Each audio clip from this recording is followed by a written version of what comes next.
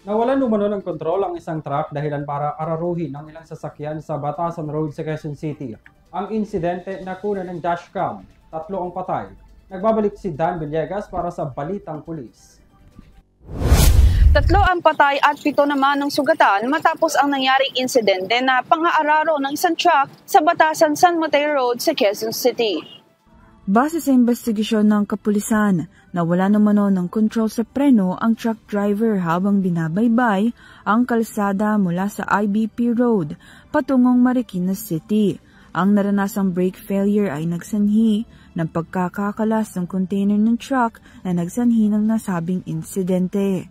Unang sumalpok ang truck sa isang sasakyan at poste ng kuryente bago ito mang-araro ng 3 motorsiklo sa lugar na agad namang ikinasawi ng isang rider.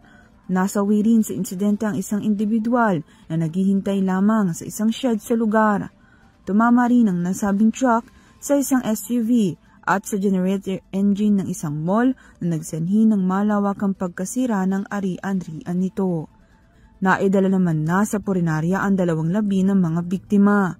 Ang 7 individual o ang 7 sugatan naman ay dinala sa Rosario Maclang Hospital at East Avenue Medical Center upang mabigyang atensyong medikal. Sa kasamaang palad, indineklara namang dead on arrival ang isang biktima matapos na maidala sa pagamutan. Sa kabila nito ay nakalabas na ng pagamutan ang iba pang biktima sa trahedya. Nasa kustodiya naman na ng mga kapulisan ng driver ng truck at mahaharap sa mga kasong reckless imprudence resulting in multiple homicide, multiple physical injuries, and damage to property. Para sa Your TV News, Dan Villegas sumasaludo sa bawat Pilipino.